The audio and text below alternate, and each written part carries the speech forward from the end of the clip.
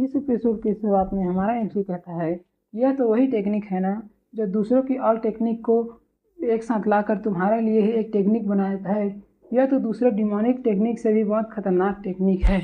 इस टेक्निक का रिकॉर्ड तो हमारे एंशिएंट स्क्रिप्चर में भी लिखा हुआ है। इसी टेक्निक की मदद से तुम्हारे क्लैन वालों ने बहुत सारे मॉन्स्टर तैयार किए हैं तुम्हारे क्लैन में, जो दुनिया को तबाह करने के लिए काफ़ी है। और यह वही टेक्निक है जो बहुत पावरफुल है। लेकिन इस टेक्निक की एक खामी भी है कि इस टेक्निक ने तुम्हारे क्लैन के पॉपुलेशन को बहुत कम कर दिया था ना। वाइफू कहती है कि हाँ, जब उन ओल्ड डॉगीज ने तुम्हें कैप्चर कर लिया था और तुम्हें लॉक कर दिया था, तब उन डॉगीज ने एक और अलायंस बनाई मेरे खिलाफ, जो मेरे विरुद्ध कार्य करती थी, बिल्कुल एक लिचर डॉगी की तरह। मैंने उन सब से बचने के लिए पहले तो अपनी पावर को 2 भागों में विभाजित कर दिया और उसे फिर और भागों में विभाजित कर दिया, जिससे उनके कोई भी षड्यंत्र मेरे विरुद्ध कार्य नहीं कर सका। इन सभी बातों को सुनकर हमारा एमसी बहुत गुस्सा होता है। उसने अपने हाथ में जो कैन पकड़ा होता है उसे इतना हीट अप करता है कि वह कैन एक गोल्डन रेनबो के क्रिस्टल में बदल जाता है। उस रेनबो क्रिस्टल को अपने हाथों में रखा हुआ हमारा एमसी कहता है कि वह बूढ़े खुसट, वह कमज़ोर दिल के आदमी और षड्यंत्र रखने वाले व्यक्ति, उन्हें के बारे में सोचकर ही मुझे बहुत ह्यूमिलिएशन फील होने लगती है। तुम मुझे उनकी लोकेशन बताओ, मैं वहाँ पर जाकर उन सभी कमीनों को ख़त्म कर दूंगा, किसी को भी जिंदा नहीं छोड़ूंगा। सेकेंड वाइफ को कहती है कि ठीक है, तुम शांत हो जाओ। अब मुझे ऐसा लगने लगा है कि जब भी तुम उनको देखोगे तुम्हारा गुस्सा शांत नहीं होगा और तुम उसी समय उन्हें जाकर पीटने लगोगे। तभी हमारा एमसी कहता है कि तुम मुझे बताओ या वो बूढ़े खुसर क्या कर रहे हैं। वाइफू कहती है कि वह डीमन जो तुम्हारे द्वारा पकड़ा गया था, वो उसने अपने आप को 10 दिनों के लिए बंद कर दिया और कहता था कि मैं ग्रेट दाऊ को सीखने के लिए जा रहा हूँ। उसके बाद उसने अपनी गलतियों को सुधारने के लिए वह पूरी दुनिया में भ्रमण करने चला गया।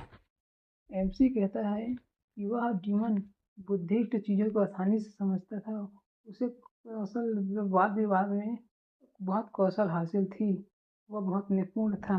मुझे लगता है कि वह बुद्धा की ग्रेट दाव को समझ लेगा, लेकिन मुझे पता नहीं उसने बुद्धा के बारे में जानते हुए भी इतना इविल कार्य क्यों किया।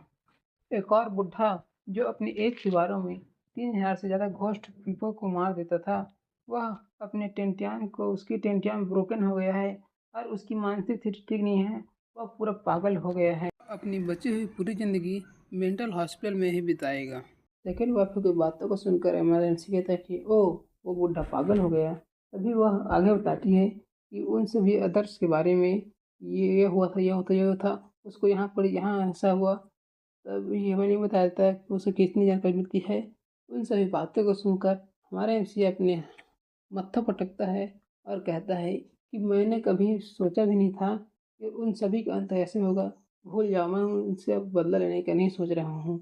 तभी हमारे एमसी के हाथ में जो स्टोन होता है उसे पकड़कर वाइफू कहती है, तुम स्ट्रॉन्गर और स्ट्रॉन्गर होते जा रहे हो, इतना स्ट्रॉन्गर हो गए हो कि इंटायर प्रेमोडियम हेवन रिल में भी तुम्हारी ताकत का सामना नहीं कर सकता। तुम इतने पावरफुल हो गए हो कि तुमने एक मामूली से कैन के टुकड़े को अपनी पावर से एक 7 कलर इल्यूजन स्टोन बना दिया है, जो यहाँ पर बहुत ही रेयर है। मैं सोचती हूँ आपने कितने ही लड़कियों को ऐसी शक्तियाँ दिखाकर अपने लव के जाल में उनको फांस लिया होगा।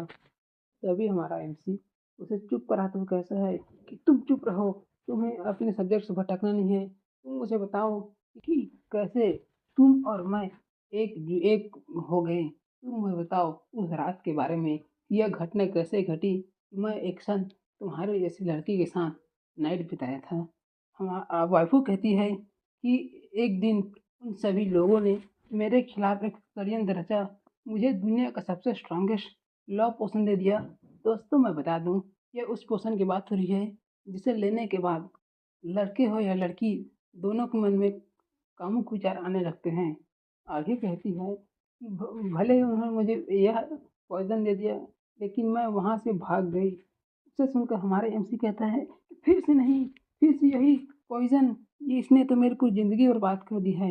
वाइफ़ू आगे कहती है कि मैं भागते-भागते एक टनल में पहुँच गई और वहाँ से अपने माइंड में सोचती थी कि इस लव पोशन जो मेरे वेन में बह रहा है, इससे मैं थोड़ी देर के छुटकारा पाकर यहाँ से भाग तो सकती हूँ, लेकिन हमेशा के लिए नहीं।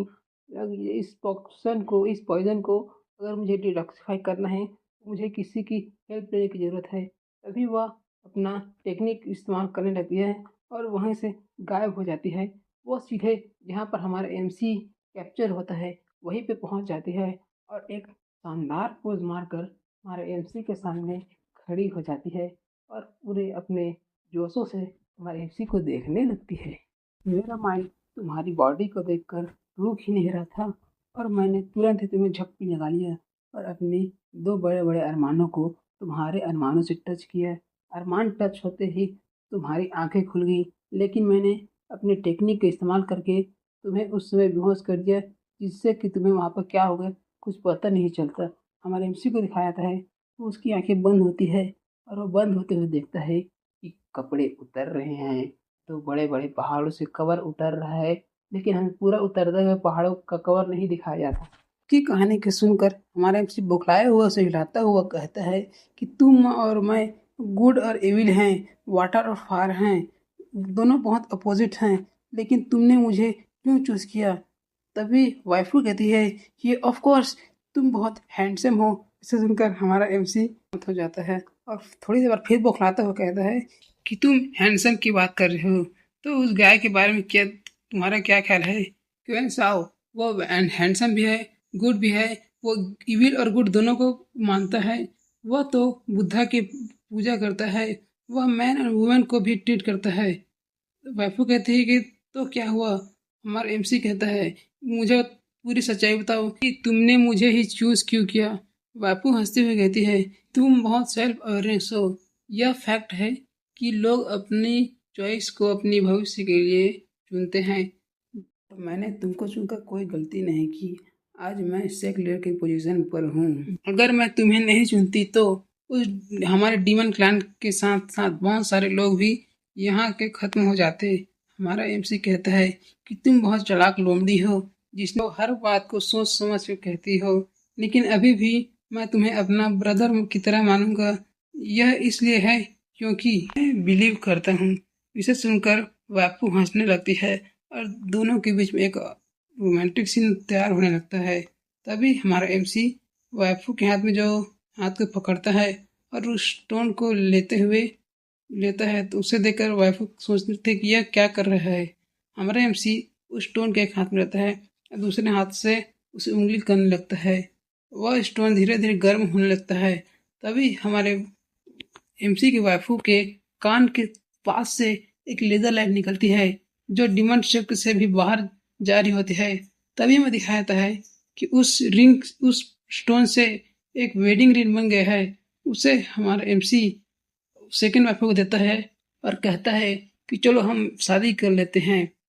सेकंड वाइफ उसे देकर ब्लश करने लगती है और खुश होती है और उसे लेते हुए कहती है कि दिस रिंग यह बहुत क्वाइट है और सुंदर है, लेकिन मुझे माफ कर दो कि मैं तुमसे शादी नहीं कर सकती। मैं तुम्हारे मैरिज प्रपोजल को रिजेक्ट करती हूँ। हमारे एमसी कहते हैं तुम ऐसा क्यों कर रही हो? वाइफ कहती है कि सही में तुम्हें बताऊँ तो हमारा एमसी कहता है क्या तुमने चेन फेंगशुई से बात की है कि तुम दोनों ने ही मेरे प्रपोजल को रिजेक्ट कर दिया है?